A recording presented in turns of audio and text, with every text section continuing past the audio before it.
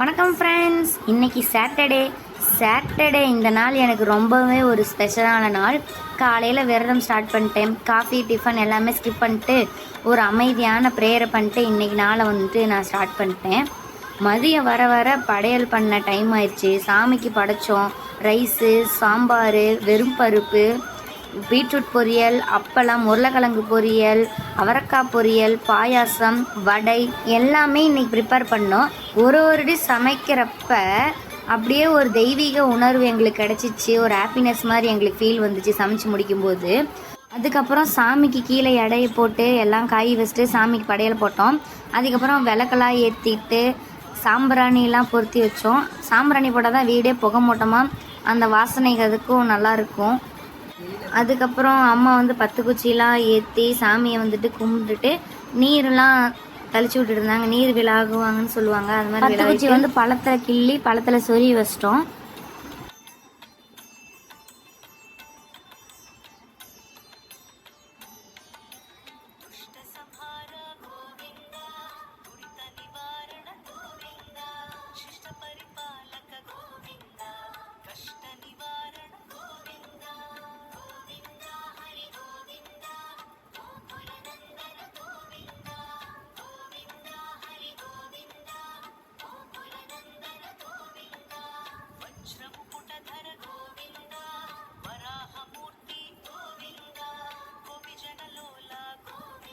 அம்மா அதுக்கப்புறம் கற்பூரம் ஏற்றி சாமி கும்பிட்டாங்க. சாமிக்கு முந்தாண்ட 3 பக்கம் அந்தாண்ட 3 பக்கம் காட்டி சாமிக்கிட்டலாம் சாமி கும்பிட்டுட்டு இருந்தாங்க. நாங்களும் சாமி கும்பிட்டுட்டு இருந்தோம் பின்னாடி நின்றுக்கிட்டு.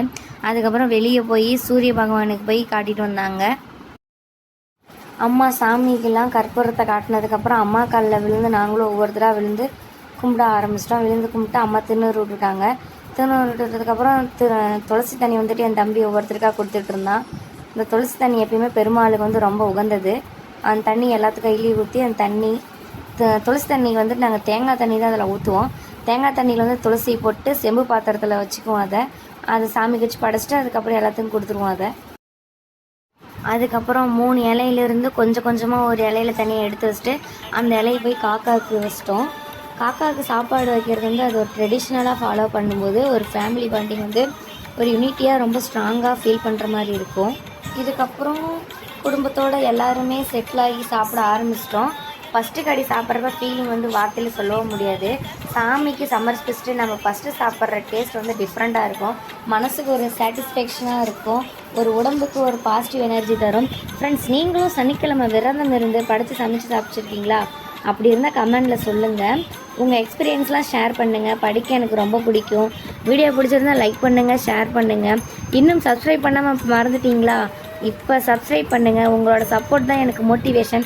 நெக்ஸ்ட் விலாகில் இன்னும் இன்ட்ரெஸ்டிங்காக மீட் பண்ணுவோம். தேங்க்யூ ஸோ மச் ஃபார் வாட்சிங். பாய்.